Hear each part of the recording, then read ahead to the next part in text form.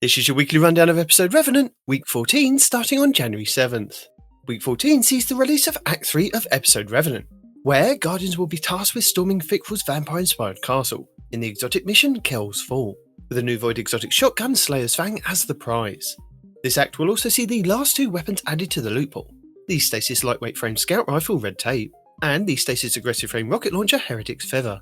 This final act of Revenant is only 4 weeks long, and brings with it a new line of mods available on our Slayer Baron artifact, which Bungie have left secret until the final act drops. Also, we'll be getting the final ingredients added to our potion making process, and the final 50 slots unlocked on our season pass.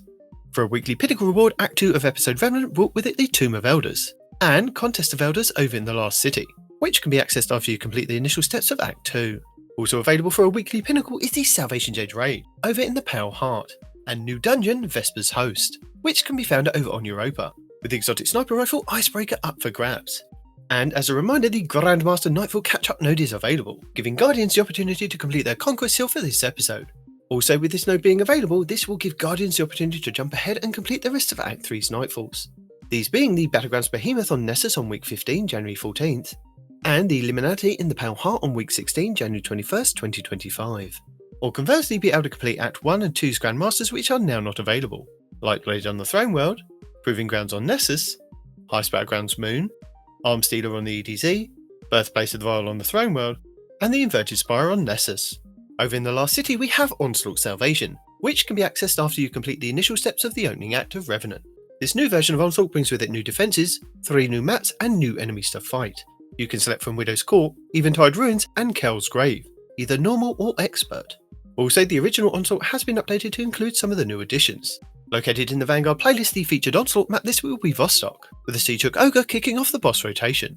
In the Last City on the Helm, the exotic mission Encore is still available, with 2 difficulty options, normal and expert.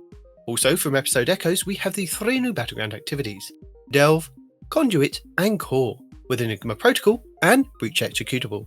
The expert Battlegrounds will start this week's rotation with Conduit. The Dreaming City this week is at a weak curse level, which means Petrovenge can be found in the Strand and has the Broken Courier mission for the next week. The Blind One features Scorn enemies and the Plagues, Sigrus and Varicus. The Ascendant challenge will be the Forfeit Shrine over in the Gardens of Vasilia. On the Moon, the weekly story mission is Beyond. The Trove Guardian and the Wandering Nightmare, the Fallen Council, are both located in Archer's Line.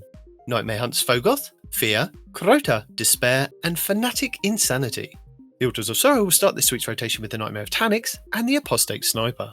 On Europa this week, Curated the Dark Priestess will be the Empire Hunt, Eventide Ruins will be the Eclipse Zone, and the Exo Challenge will be Survival. Days of Eternity expert difficulty rounds are Vex, Cabal, and Crota.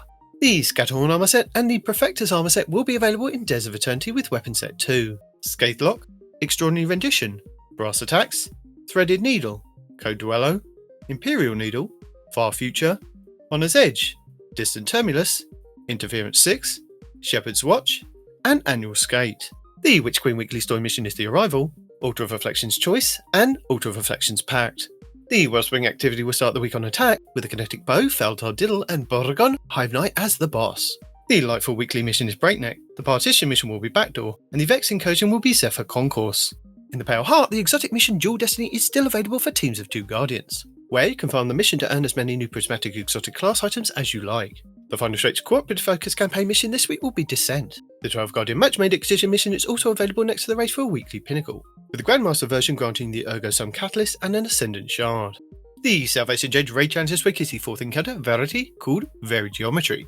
The Root of Nightmares raid challenge this week is the 2nd encounter, Scission, called Crossfire. The Vow the Disciple challenge this week is the 3rd encounter, the Upender, called Defenses Down. The Vault of Glass challenge this week is the 3rd encounter, Templar, called Out of Its Way. The Deep Zone Crypt challenge this week is the 1st encounter, Crypt Security, called Red Rover. And the Last Wish challenge this week is the 1st encounter, Kali, called Summoning Ritual. Featured Pinnacle Raid 1 will be King's Fall over in the Legends tab, and featured Pinnacle Raid 2 will be the Garden of Salvation over on the Moon, with all challenges available for all encounters. With the exotic scout rifle Touch of Malice being farmable from the final boss in King's Fall, and the exotic trace rifle Divinity being acquired via completing the raid puzzles in Garden. Also, the Garden of Salvation weapons are now craftable, with the red borders being farmable for the week. Plus, you can grab a quest from Hawthorne in the tower for a guaranteed red border on a full completion. Pinnacle Dungeon 1 will be the Pit of Heresy on the Moon, and Pinnacle Dungeon 2 will be the Spire of the Watcher over on the Throne World. The exotic mission rotator will be Operation Seraph Shield, with the Revision Zero exotic pulse rifle being the main reward, the Season of the Seraph weapon set, an Ikelos weapon set, with the Warmind's Avatar armor set. The exotic missions The Whisper and 0 Hour will also be available in the Legends tab.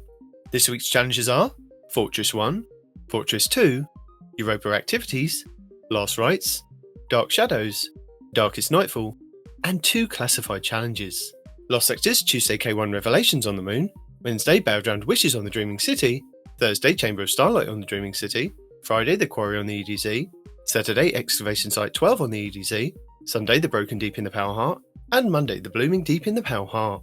Our 14th featured Nightfall will see us face against Sadia in the Corrupted over on the Dreaming City, with the Plug 1.1 Fusion Rifle as the featured adept weapon. The 6v6 playlist should be Control, Clash should be in the Party Relentless playlist, Countdown in the 3v3 playlist, 2v2 Clash in Crucible Labs, and Trials of Osiris at the weekend. This week should also see bonus Crucible ranks available all week long.